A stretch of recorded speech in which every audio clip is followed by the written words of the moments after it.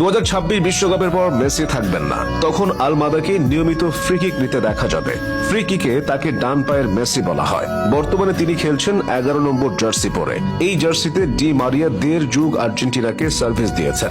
গোল করে তিনি ডি মারিয়ার মতোই উদযাপন করেছেন। ধারণা করা হয় থিয়াগো আলমাদাই ভবিষ্যতে মেসির 10 নম্বর জার্সিটা গায়ে চাপাবেন। আর্জেন্টিনার আর 10টা প্লেয়ার যেভাবে উঠে আসেন, আলমাদাও সেভাবে উঠে এসেছেন, অর্থাৎ কঠিন সংগ্রাম।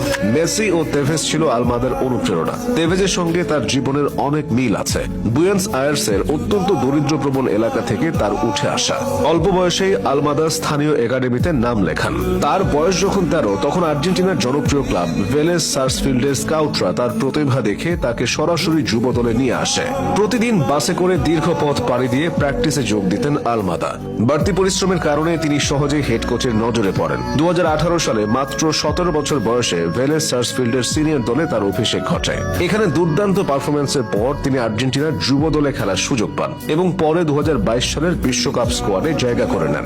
বিশ্বকাপ জয়ে আর্জেন্টিনা দলের সবচেয়ে কম বয়সী খেলোয়াড় ছিলেন আলমাদা। মাত্র 21 বছর বয়সে তিনি দলকে বিশ্বকাপ জিততে দেখেছেন। 2022 সালের ফেব্রুয়ারিতে 16 মিলিয়ন ইউরো ট্রান্সফার ফিতে তিনি আটলান্টা ইউনাইটেডে যোগ দেন। এটি মেজর লিগ সকারের ইতিহাসে সবচেয়ে বড় ট্রান্সফার ফি ছিল। 23 বছর বয়সী এই ইয়াংস্টার বল কন্ট্রোলের দিক থেকে অনেক পরিণত।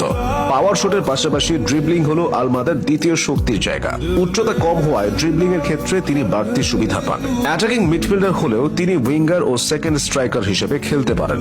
প্রতিপক্ষের রক্ষণে জটলার ভেতর বল পায়ে রেখে তিনি বাড়তি চাপ তৈরি করেন। আর্জেন্টিনার শর্ট পাসের জন্য বিখ্যাত।